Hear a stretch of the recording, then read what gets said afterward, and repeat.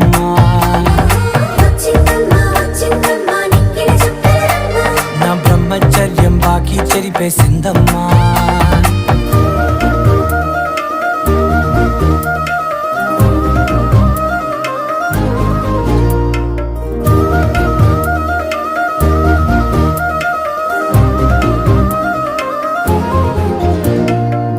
ఏకాంతాలన్నీ ఏకాంతం లేక ఏకరువే పెట్టాయే ఏకంగా. సంతోషాలన్నీ సెలవన్నది లేక మనతోనే కొలువయ్యే మొత్తంగా. స్వాగతాలు లేని ఒంట్లో ఉండలేక విరహం